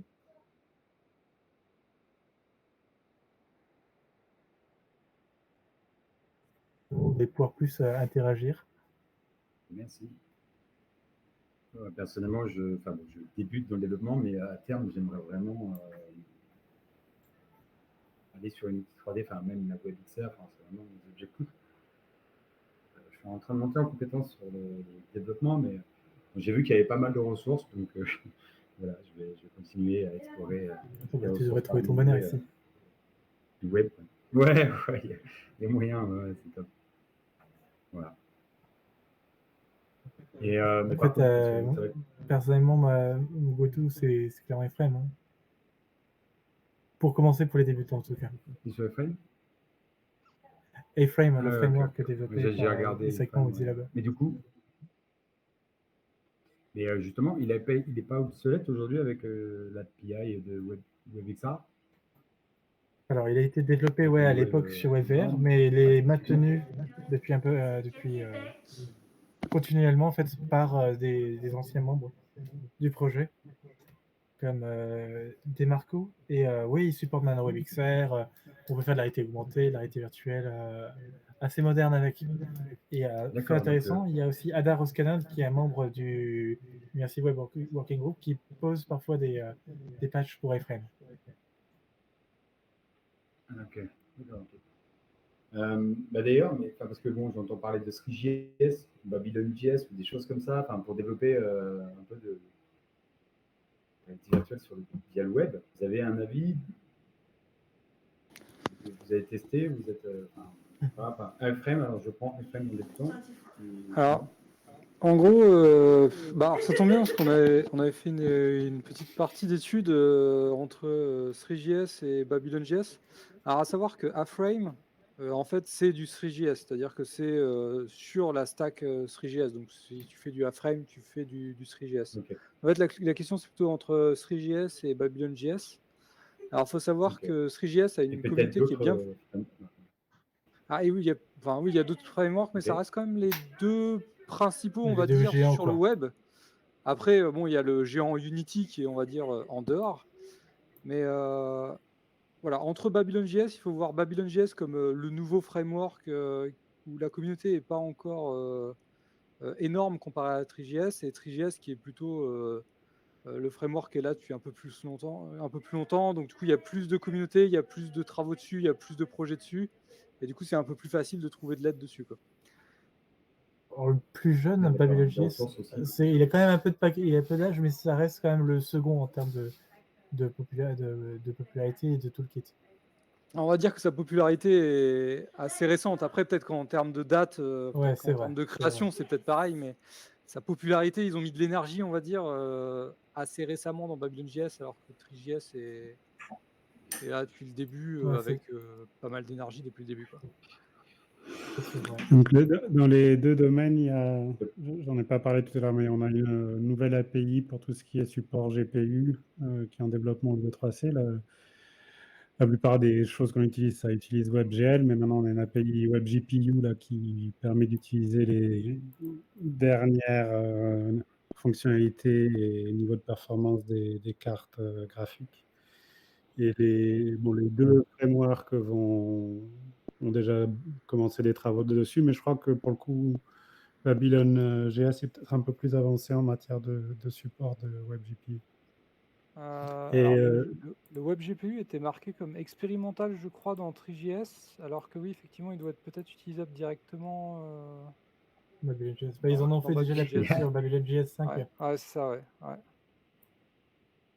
Ça a l'air plutôt costaud. Franchement, super. Alors là, c'est super. J'ai pas du tout. Ouais, mais alors c'est super de pouvoir accéder aux ressources GPU via Internet. Alors là, c'était ce qui pouvait poser problème, c'est ce que j'ai compris pour les graphismes. Mais là, disons que ça rend l'accès à la carte graphique plus direct. Avant, on travaillait directement sur la shader avec OpenGL, donc WebGL. Mais là, avec WebGPU, on peut faire des choses beaucoup plus mathématiques au niveau de la carte graphique. Comme par exemple faire tourner un moteur physique sur le GPU, ce qui n'était pas quelque chose de possible avant. Ouais. Pas aussi facilement. Une question comme ça, passage, mais Unity permet peut-être de créer quand même des expériences pour le web, ou pas du tout, exporter une expérience depuis Unity vers le web. Oui, tout à fait. Le Unity, c'est très le gros. WebGL Exporter qui est par défaut. Ouais. Non, mais Unity, ça marche sur le web. Le seul problème de Unity, c'est que c'est un peu lourd, en fait. Vu que Unity, ça fait tout, ça fait du mobile, ça fait du desktop, c'est bien pour faire des jeux, mais c'est pas vraiment spécialisé sur le web. Donc en fait, on perd la légèreté que C'est peut avoir ça. un framework comme Three.js. Performance, ouais.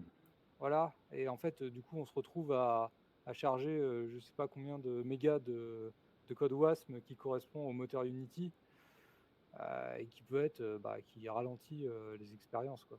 Déjà qu'on a des expériences qui sont pas très rapides en web du fait du chargement des GLTF et compagnie, donc Ouais. ça peut être bien dans Ouais, là certains où on peut cas. trouver.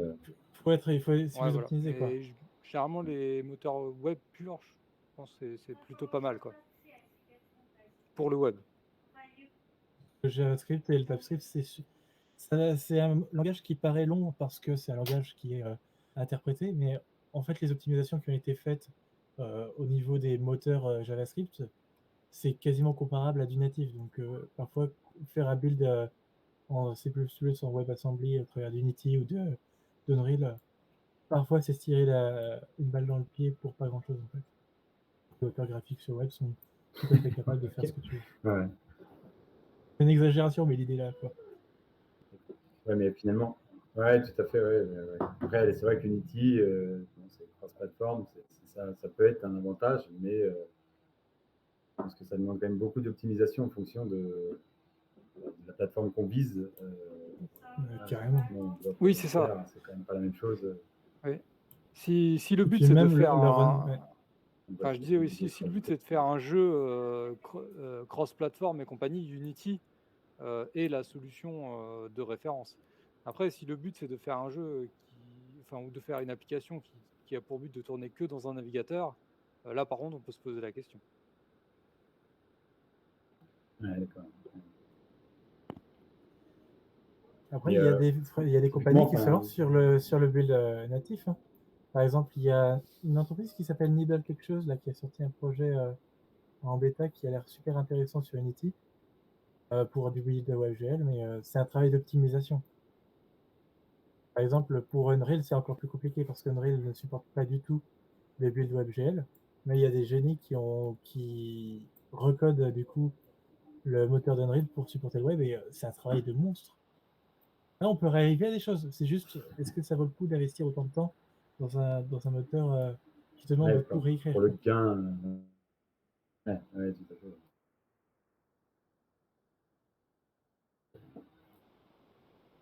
Donc, si je voulais, là, je veux en fait aller sur le développement, donc expérience. Le mieux, c'est de commencer peut-être par iframe pour le web, pour peut-être par exemple iframe, ouais. compréhension des concepts.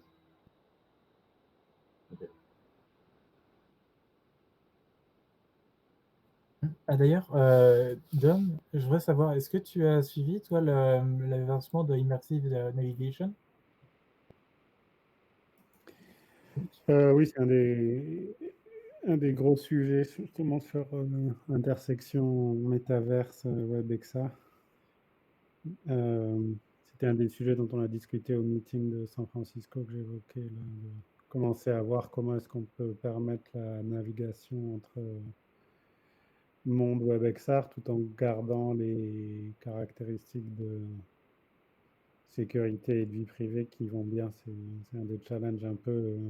Quand on passe d'un site web à un autre, en général, on est aidé par la barre de navigation qui nous dit on est passé de méchant.com à gentil.com ou vice-versa.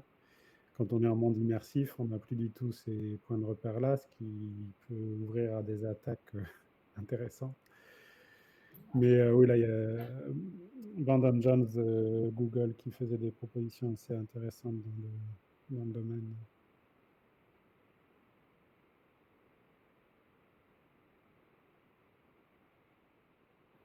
Par exemple, il proposait quoi? Ouais, c'est super cool. Oui, bien sûr. Entre autres choses, c'est donc le rôle de la barre d'adresse dans un navigateur classique, c'est un peu la zone protégée dans laquelle l'utilisateur est, on va dire, en sécurité, parce que c'est contrôlé par le navigateur qui est censé représenter les intérêts de l'utilisateur. Et donc l'idée dans la version immersive, c'est de reprendre ces métaphores qui existent aussi dans les systèmes immersifs où tu as par exemple le home screen de Oculus qui te sert de point de repère, dont tu sais qu'il ne peut pas être géré par quiconque d'autre que la plateforme. Et donc de réutiliser certaines de ces métaphores pour faciliter la compréhension qu'il y a un passage d'un site à un autre et d'utiliser des éléments d'interface graphique qui seraient difficiles à recréer par les sites eux-mêmes pour communiquer l'information de où on est, où on va, voir, et c'était là qu'il y avait des choses assez intéressantes, avant de passer par un de ces portails qui permettrait de passer d'un site à un autre, de pouvoir avoir une prévisualisation de ce qui nous attend de l'autre côté, un peu comme on peut avoir pardon, les images Open Graph sur les réseaux sociaux ou les favicon dans le etc.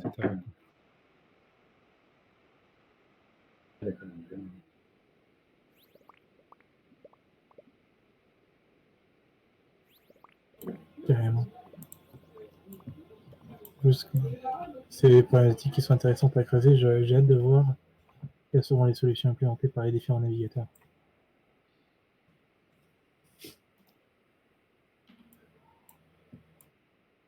Parce que ça va être vraiment intéressant, je me dis, de participer à ces discussions, parce que on parle de Google, on parle peut-être de Firefox, on parle de grands noms aussi d'AVR qui ont potentiellement des intérêts qui peuvent être parfois différents, mais sur lesquels il faut s'entendre. Et c'est vraiment intéressant de trouver des solutions pour justement que ça fonctionne pour tout le monde. Oui, c'est quelque chose qui me fascine toujours de voir ces grosses boîtes qui, par ailleurs, sont souvent en compétition féroce, bosser ensemble pour trouver des solutions qui, effectivement, doivent marcher sur des systèmes qui ont été designés au départ de manière relativement indépendante.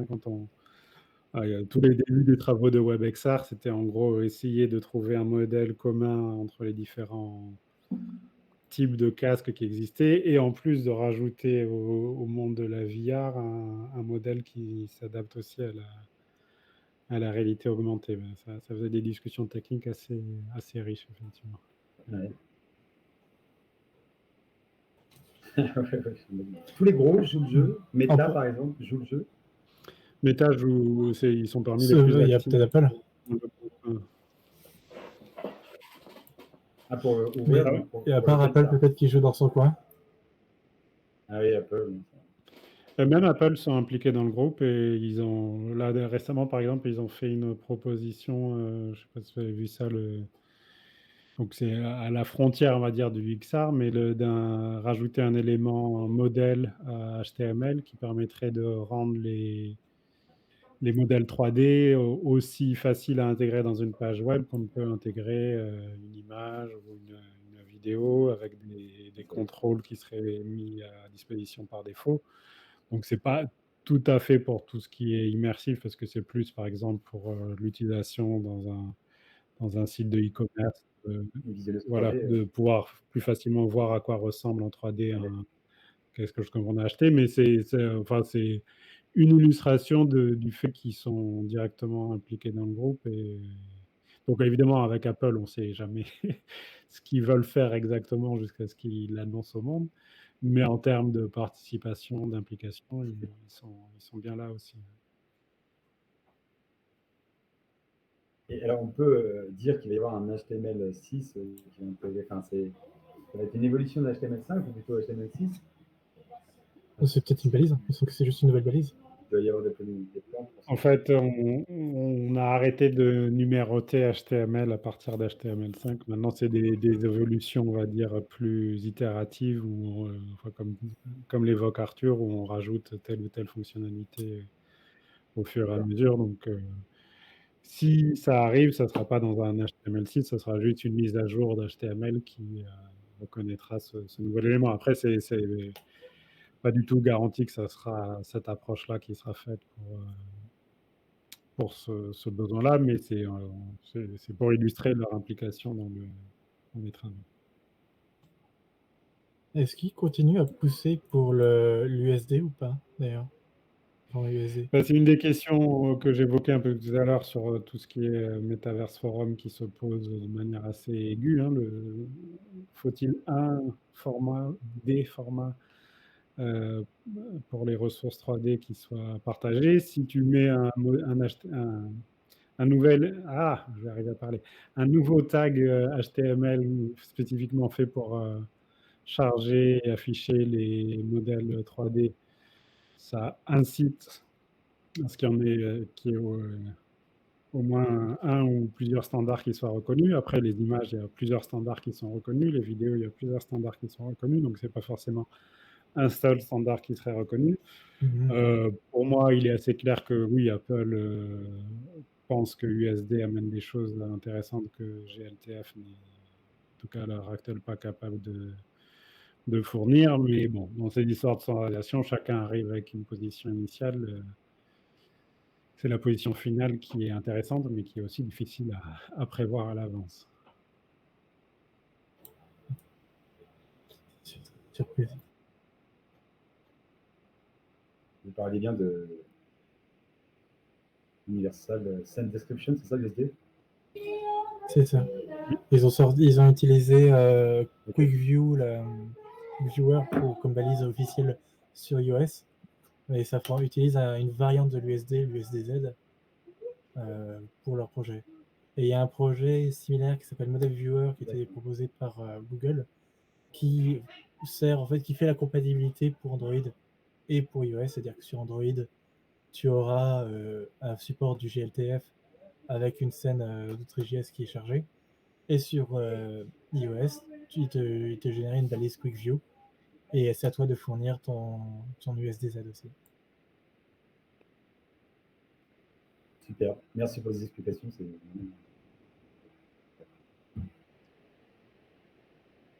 On n'entend pas trop parler. James et Apox, est-ce que vous avez des opinions là-dessus?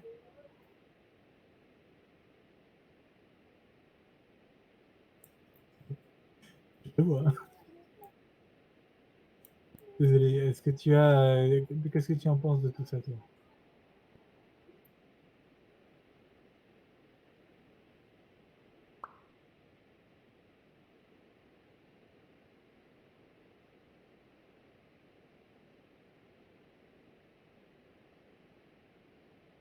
Il y a mis un message dans le chat, comme.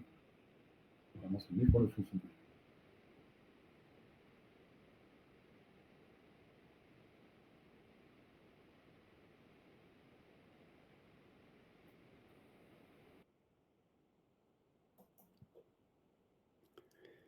Bon, je vais vous laisser. Moi, je dois aller me coucher. Il n'y a pas de souci. Je te remercie encore de nous avoir rejoints. C'était super intéressant. Merci pour votre accueil et j'espère à une prochaine. Ciao tout le monde. Très bien. Ciao tout le monde. Moi, je vais y aller aussi. Bonne soirée à tous. Bonne soirée. Merci. Au revoir. À toi aussi. À une prochaine, à bientôt. Prenez soin de vous, ne vous perdez pas sur la route. Et je souhaite à tous une très bonne fin de journée. Merci, au revoir Arthur. Et pour ceux qui ont pris l'avion, je ne paye pas les billets de retour aussi. Je vais se débrouiller dessus. Je vais couper l'enregistrement. Donc merci à tous encore d'avoir assisté à ce replay.